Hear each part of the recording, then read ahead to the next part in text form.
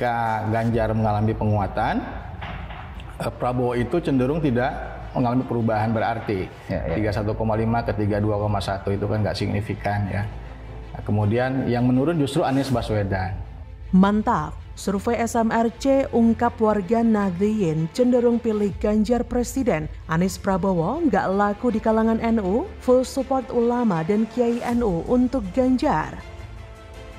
Warga Nahdlatul Ulama, baik aktif ataupun tidak aktif, cenderung memilih Gubernur Jateng ketimbang Ketum Partai Gerindra, Prabowo Subianto, dan mantan Gubernur DKI Jakarta, Anies Baswedan, dalam survei yang digelar Saiful Mujani Research and Consulting, SMRC, pada Desember 2022. Pendiri SMRC, Saiful Mujani mengungkap sebanyak 47% anggota aktif NU mendukung Ganjar dalam simulasi Capres. Prabowo dan Anies masing-masing menyusul dengan angka 24% dan 18%. Presentase senada juga ditunjukkan melalui survei terhadap anggota tidak aktif NU yang menempatkan Ganjar dengan raihan 46%, mengungguli Prabowo 27% dan Anies 23%. Secara latar belakang, Saiful pun menyebut ketiga tokoh di atas bukanlah orang NU. Meski Anies kerap diidentifikasi dengan kelompok Islam, Saiful berpendapat warga NU lebih memilih Ganjar dan Prabowo karena politisi PDIP itu lebih nasionalis. Dalam sejarahnya, menurut Saiful, NU memang lebih dekat dengan kelompok nasionalis ketimbang Islam modernis. Lebih lanjut, ia juga menyinggung bahwa tokoh-tokoh NU yang berkontestasi dalam Pilpres secara langsung sejak 2004 cenderung mendapatkan suara yang tidak signifikan. Itu disebabkan karena warga NU bersifat independen dan tidak dapat dimobilisasi dengan mudah. Saiful berpendapat, pilihan warga NU lebih banyak ditentukan oleh Kiai ketimbang NU sebagai organisasi formal berbasis di Jakarta. Kedekatan dan keharmonisan Ganjar dengan ulama NU juga terus terjaga, bahkan jauh sebelum dirinya dicapreskan. Dengan kata lain, Ganjar dekat dengan Kiai sejak dia belum jadi apa-apa. Kultur NU juga melekat dalam dirinya yang menjadi penegas kalau Ganjar dan NU itu satu paket. Ayah mertuanya Kiai, kakeknya Kiai, keluarganya sebagian besar juga Kiai. Bahkan yang tak bisa disangkal juga, ia kerap kali sowan ke ulama NU seperti Gus Mus, Mbah Maimun Zubair semasa hidupnya, termasuk juga Gus Baha. Ini adalah potret nyata bagaimana Ganjar meneruskan nafas perjuangan para pendahulunya. Ia terus menjaga marwah Kiai NU. Dan sebagai bentuk kelemahan diri Ganjar yang tetap memerlukan Kiai untuk dimintai nasihat kepemimpinan. Makanya setiap kali sowan kepada Kiai, Ganjar selalu berdoa agar mereka diberikan kekuatan untuk terus memberikan pencerahan dan tuntutan untuk banyak orang. Dan itu pun terbukti bahwa pemilih Jokowi Ma'ruf Amin pada Pilpres 2019 silam yang mayoritas mendukung Gubernur Jateng sebagai capres di Pilpres 2024 mendatang. Sementara itu, hanya 18% pemilih Jokowi Ma'ruf yang mendukung Ketum Partai Gerindra, Prabowo Subianto. Sedangkan 14% lainnya mendukung ex-Gubernur DKI Jakarta Anies Baswedan. Hal itu terungkap oleh Direktur Eksekutif Carta Politika Yunarto Wijaya dalam jumpa pers virtual Senin 15 Mei 2023. Yunarto mengatakan Ganjar mendapatkan sedikit suara dari pemilih Prabowo Sandi di Pilpres 2019. Menurutnya, pemilih Prabowo Sandi yang memilih Ganjar hanya 8%. Sedangkan pemilih Prabowo Sandi kebanyakan memilih Prabowo sebagai Capres 2024. Hanya saja Yunarto mendapati adanya perpecahan suara pemilih Prabowo kepada Anies, sebab Prabowo telah masuk ke dalam pemerintahan. Kemudian Carta Politika juga bertanya kepada para pemilih Jokowi Ma'ruf mengenai siapa sosok Capres yang dianggap paling mampu untuk melanjutkan program Presiden Jokowi. Hasilnya, 68% pemilih Jokowi Ma'ruf mengatakan Ganjar Pranowo menjadi sosok capres yang paling mampu melanjutkan kinerja Presiden Jokowi. Sementara itu, 20,4% pemilih Jokowi Ma'ruf meyakini Prabowo bisa melanjutkan program Jokowi, sedangkan 8% lainnya memilih Anies. Unggulnya Ganjar tentu berkat bagaimana ia memperlakukan rakyat saat berhadapan dengannya. Sosok pemimpin yang tercermin dalam dirinya menjadi contoh bagi generasi milenial bagaimana bersikap dan memperlakukan rakyat. Bukan yang harus menunjukkan aku lebih tinggi darimu, maka kamu harus tunduk padaku. Tapi lebih kepada, hai apa kabar teman, sehat-sehat selalu ya. Jadi bagaimana menurut Anda?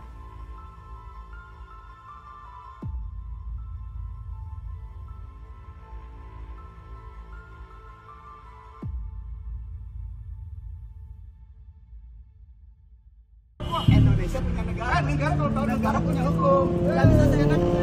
Udah seenaknya. Udah kata sertifikatnya mana? IMB-nya mana? Suka-suka kok kapal musuh. Satu warga nih. Ya mau.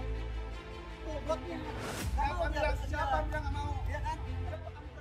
Viral, nyaris baku hantam RT versus pemilik ruko Pluit. Lapor sejak 2019 ke Anies nggak pernah ditanggapi. Kini baru berapa jam PJ Heru langsung tegas bongkar eksekusi tanpa ampun. Ya, jadi mungkin saya harus sampaikan dulu bahwa keributan itu adalah bukan keributan pribadi saya selaku RT dan warga saya, bukan. Pada awalnya pada saat itu saya hanya ingin menghampiri satu pemilik ruko di Blok Z. Ada satu warga saya yang dengan senang hati, dia dengan sukarela membongkar bahu jalan yang sudah ditutup. Seperti itu awalnya.